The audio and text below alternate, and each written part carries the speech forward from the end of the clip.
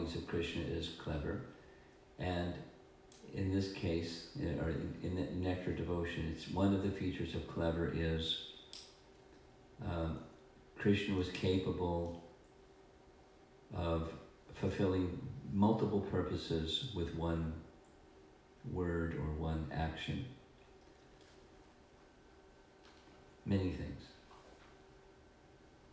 Like we were hearing, for example, with Ramayana, Ram's purposes were dharmic and prema, and they're not the same. There doesn't, one this excludes that one, it's either this or that kind of thing, not like that.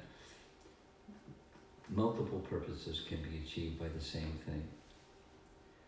So, specific for the Brijvasis, it's prema. And sometimes prema is strengthened, that is, prema with Krishna is strengthened when there's difficulty, or worse, calamity, or worse, life-threatening. No, with life-threatening circumstances, commonly associated with that is fear.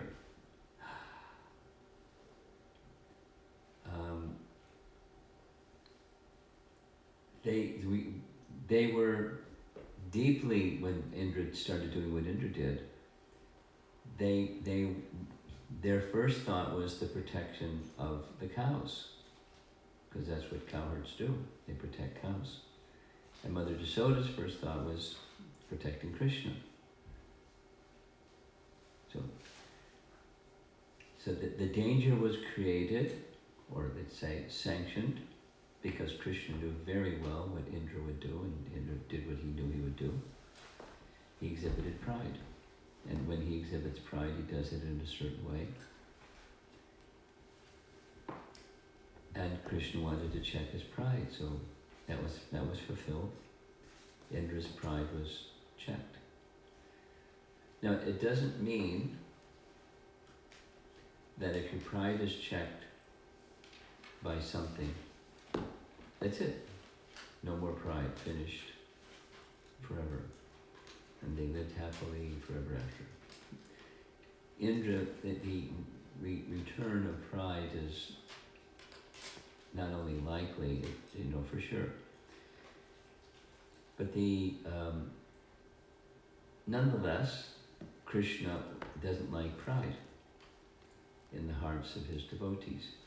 We find this nice example in the situation with rasa dance with Krishna is not like a one-off pastime. There was again and again, and there were different places where that rasa dance would take place, specifically in Braja. Vangshivat was one of his favorite places. And then we know from Govardhan Leela, there's a place up on top of Govardhan Hill where Balaram was watching Krishna's rasa dance not far from Govardhan Hill, and he was astonished and his crown fell off. You know that pastime? No, Madhava? No. Balaram's crown fell off, like, whoa. And when his crown, he was in such a state of ecstasy, the crown made an impression in one of the Govardhan Shilas, or the stones on the side of Govardhan Hill. It melted in the ecstasy of Balaram Prema, seeing Krishna's rasa dance. And there's other places. He had his favorite places, but he wasn't restricted to this place or that place. The essence was exchanging loving dealings with his devotees, the gopis in this case, with rasa dance. So here's the exquisite feature of this pastime is it's a crescendo of all rasas simultaneously. Of course, even when there was separation, the rasa didn't stop, but it becomes heightened by Krishna's direct interaction with different devotees in different rasas. So in this lila, especially, there's all of the rasas at once because they're all assembled together, and each, according to their relationship with Krishna, felt certain feelings. They behaved in certain ways. They spoke certain words. There's substantial commentary on this, just as substantial commentary when Krishna entered the wrestling arena of Kamsa. There's this celebrated verse that says when Krishna entered the wrestling arena, but by his side was Balaram, but different people saw him in different ways according to their relationship. Kamsa saw this, and the young ladies saw that, and the ministers saw something else, and the yogis saw something else. He's one entity, but different perceptions of that same one entity because of different relationships or different sense of connectivity, different moods. So the same personality seen in different ways. Now here we are in the concluding section of the residents of Vrindavan leaving from underneath the hill, and then they're congratulating or offering blessings or thanking or thising or thating, and saying and doing and offering things, massaging his left arm and cracking his fingers. I find that pretty interesting. But according to their position. And he's just reciprocating with them. He performs pastimes to strengthen, enhance, and nourish their transcendental emotion. And that gives him happiness. That's what we're hearing in the commentary. It's his happiness is their happiness. And their happiness is this is unending competition. This is transcendental competition. The devotees see Krishna and they become very happy. And Krishna sees that they have become very happy and their beauty has increased, so Krishna's happiness increases. And they see Krishna's happiness and his beauty increasing, and so they become more happy and more beautiful, and so like that. It's just an unending crescendo. And you put all the rasas together for 7 days, uninterruptedly. Fantastic. And they're not asking, hey, wait a minute, how can you lift a hill? Hey, wait a minute, how can everything fit underneath the hill? They're not asking, look, that he's just, we heard in the commentary, he's displaying the fullness, he's displaying the fact that he's full of all opulences. Yogam Aishwaryam, they're seeing it. That doesn't register. Oh, he must be something. He's showing, but he's also not permitting them to get it, because their love is stronger, so strong they can't see it. Now, Indra gets it, and so he's going to come and do what he does. And that happens when one's pride is curbed. These good people, they feel repentant that they had become proud, and they did what they did when they were feeling proud and so forth. So Krishna is reciprocating perfectly with Indra also by curbing his pride. It's really a beautiful pastime, and hearing from our acharyas help us appreciate some of the details of the beautiful pastime. They help us go more deeply. Let's see if there's some discussion.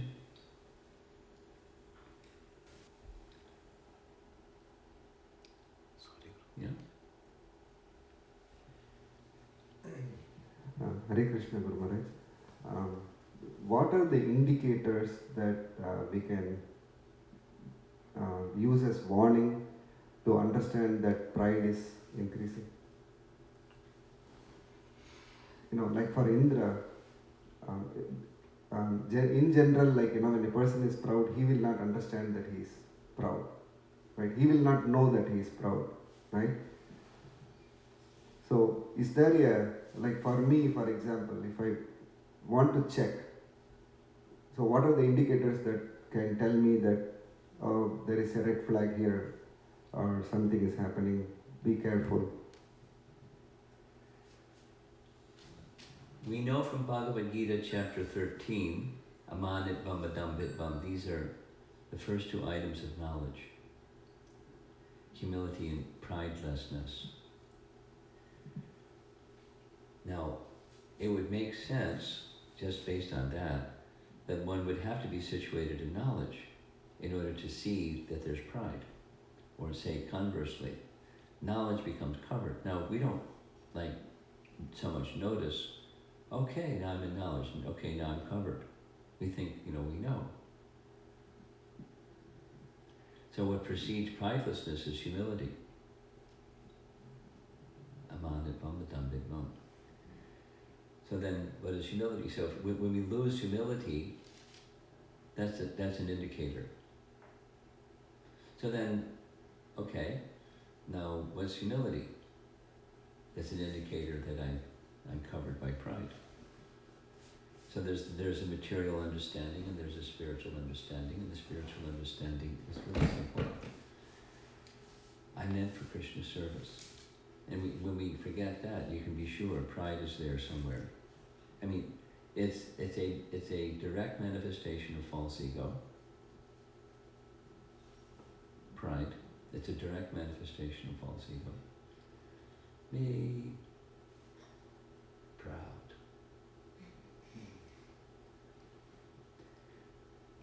So humility is the counterweight. Who am I?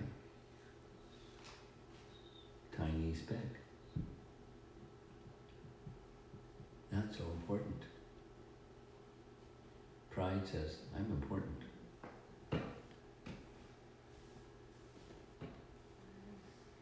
So, forgetfulness of Krishna, we're like so accustomed to forgetfulness of Krishna. It's like, what's forgetfulness of Krishna like? It's our normal consciousness. That's an indicator. Let's say the counter is remembrance of Krishna. When that remembrance of Krishna becomes weakened, I'm meant for Krishna service. That's the humility. Then minus that, absent that, or as that gets weakened, pride is there. It's going to be there. False ego's rules. And then, everything downstream, intelligence, mind, senses, attraction of the objects of the senses.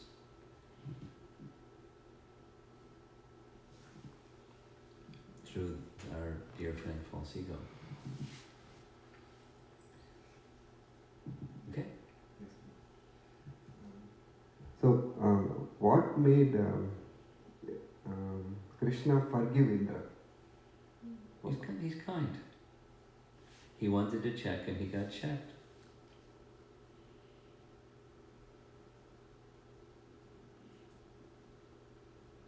He came pleading forgiveness. And there, it's coming up that it's not directly in the Bhagavatam, but it's stated elsewhere by our acharyas. He went to Brihaspati. Uh-oh, I did it again. What should I do? And he suggests that he goes to, if you go right now, who knows, Krishna may not even talk to you. But if you bring someone who's dear to him with you, Krishna's mood will soften. And so bring Surabhi. Hey, that's a great idea. So he brought Surabhi. So that's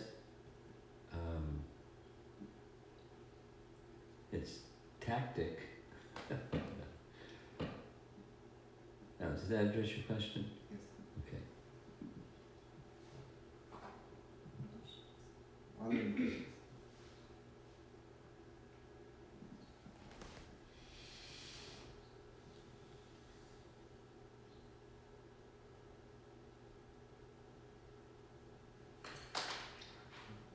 This is from Shweta Mataji.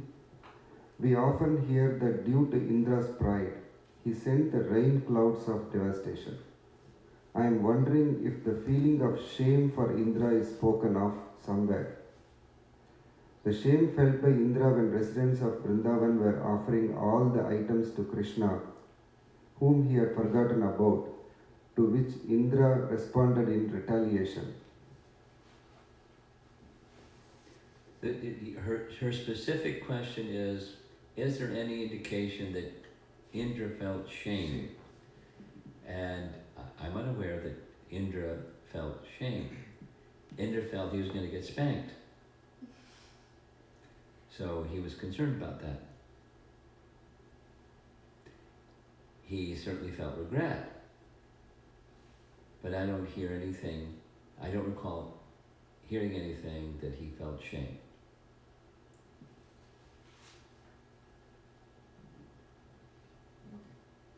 Next question. This is from Shatarupa Mataji. Guru Maharaj, can you please help us understand what it means to forgive? Difference between forgiveness from material conception, forgiveness from spiritual platform.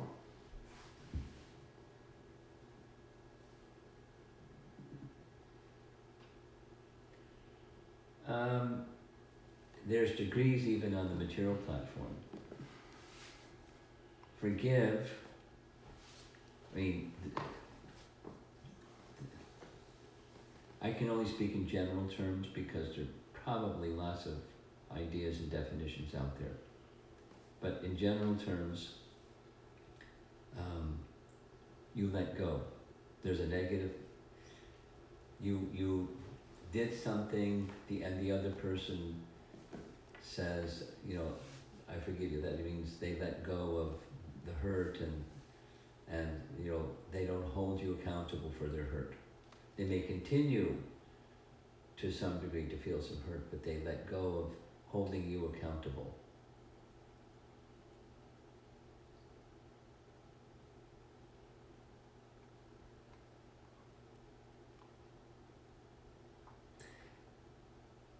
Then on the spiritual platform,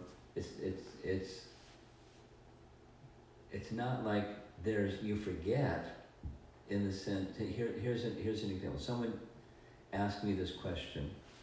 A GBC member recently asked me this question. Dhruva was told by Vishnu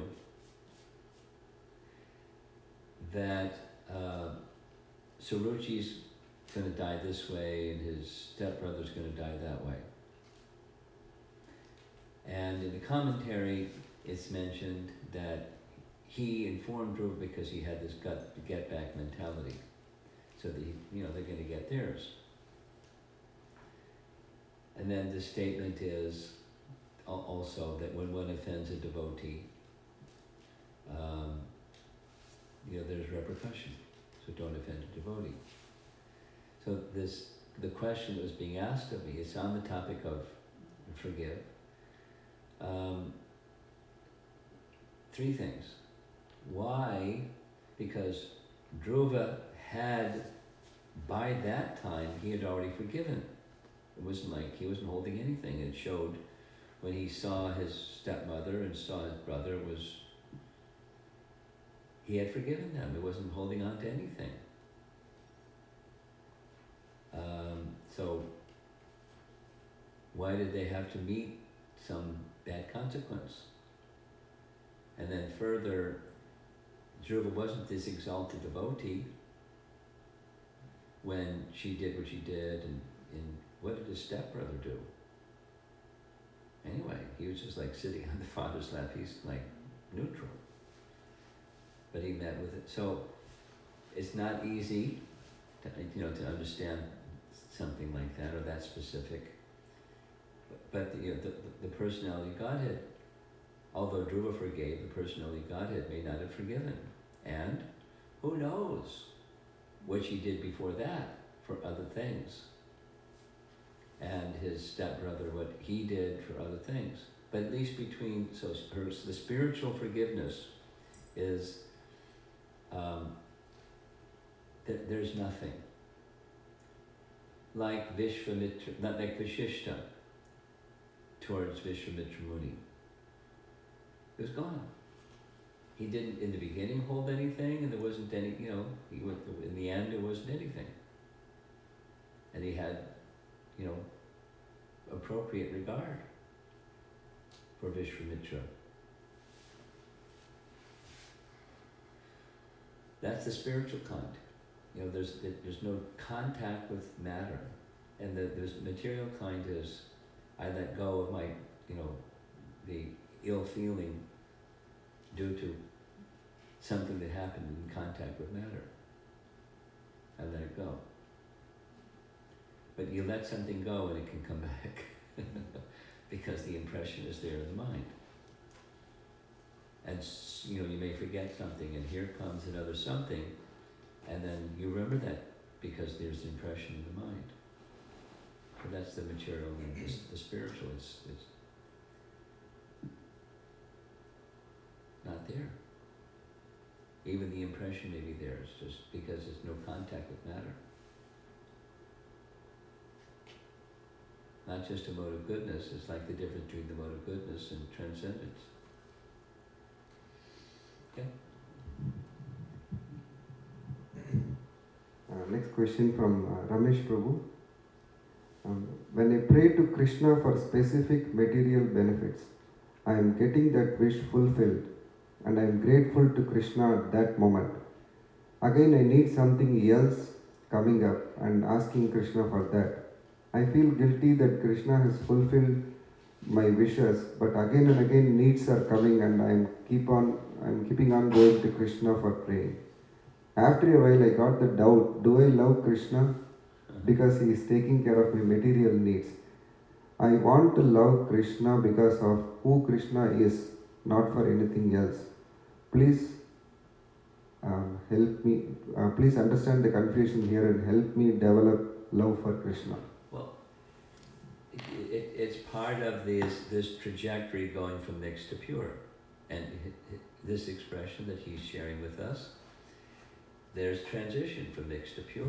And the desire to go further beyond the mixed to the pure, that's good.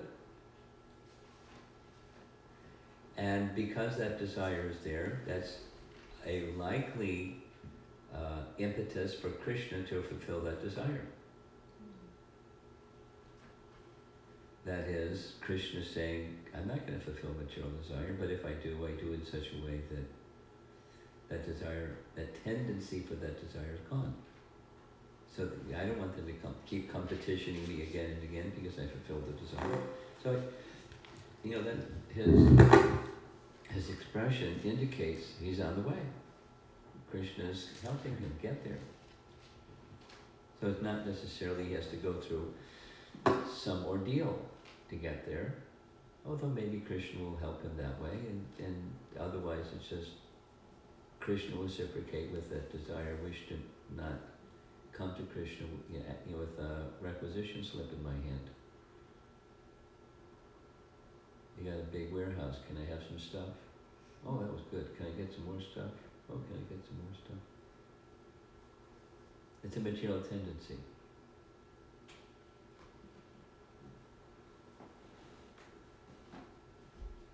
And it manifests itself even in relationships of this world, not just only as above so below. And what I'm thinking specifically is a human trait that one time I had a meeting in China with a millionaire lady, and in short, she had just gotten through. She and a friend gave a whole bunch of money to an orphanage. And she explained, they knew what would be coming, that is the orphanage wanted more. And they were really clear up front, no. Before they even asked, and then they asked, and then it was no. Because it's just human nature. More, please. It's, not that they couldn't have wisely used it, but they had decided, and that's it. So that's on the material side of the newest devotee's question. So to get beyond the material side of a relationship with Krishna, wanting a non-material relationship with Krishna is good. Krishna will help you. Just reading hearing Srimad Bhagavatam, reading the description of different devotees that don't want anything. They don't want anything. Like how'd they get there? By associating with those that don't want anything. And so we can associate through sound, through the Bhagavatam. It's wonderful. And there's some that want something. And then they get that something.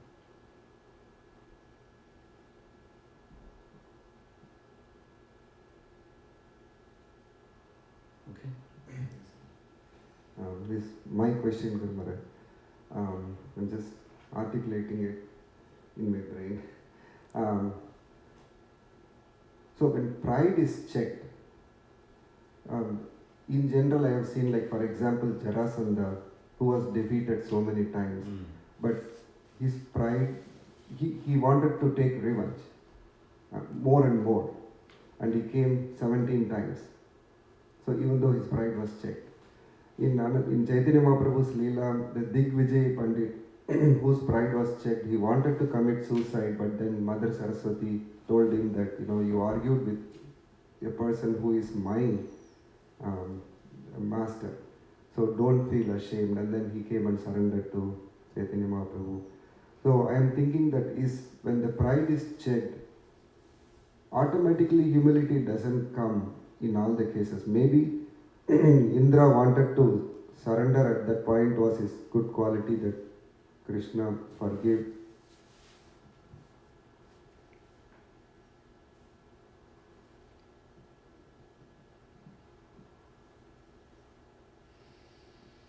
There's a whole range of responses when pride is checked. And some people are like donkeys and their pride is checked and their pride isn't checked.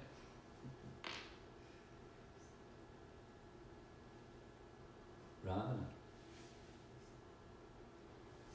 To the very end. So there's different responses even when one's pride is checked. But so what you're saying is correct. Just confirming. No, I don't. Nothing this morning? Okay. That is an out of topic. Krishna Vasudeva. An out of topic question. Online or you? Online. Okay. Online.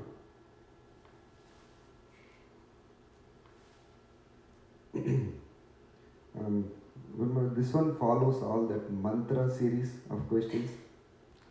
That mantra. Is the same person asking the same question again? Yes. I don't know if I want to answer it, just in principle, because it can go on the next 5 years.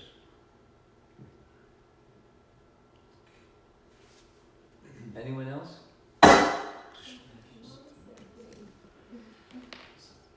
Anything else? We're done. Srila Prabhupada ki jai. Romapada Swami Maharaj ki.